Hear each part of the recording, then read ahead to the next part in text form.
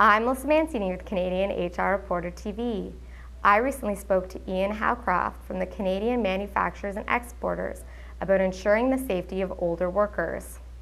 Businesses have to look at the entire workforce, workplace, workstations to make sure they're safe for all workers.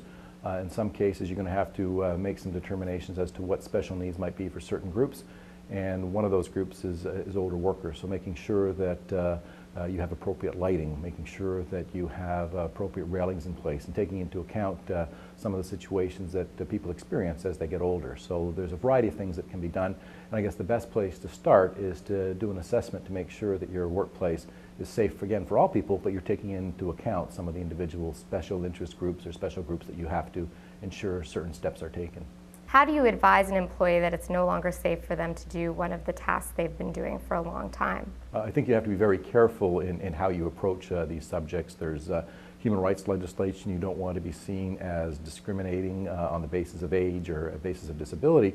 So I think it's always good to have open communications, make sure that all employees, all workers are involved in the health and safety process and understand what the requirements are, what the policies are, what the conditions are, and take into account what special situations people may have. If you see people have challenges with stairs, you might want to look at ensuring the railings are in place, listening to what employees have said and what their particular needs are. I think the key is communications, and the key is to make sure you're not seen as imposing, directing, or getting involved in areas where you aren't intending to go, that people might feel that their rights are being impinged or are negatively impacted.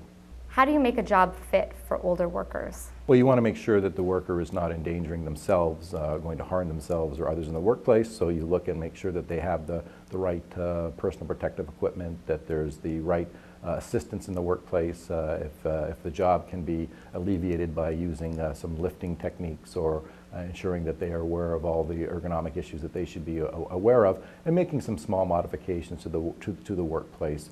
The last thing employers want is to have their employees injure themselves or hurt themselves, because that one takes that employee out of the workplace, and it's not good for that employee because they are no longer in their job for a protracted period of times, perhaps if they have a serious injury. So again, it's understanding what the needs of the employees are and working to ensure that they are following the policies, the procedures, and the safe work practices that they need to be as well.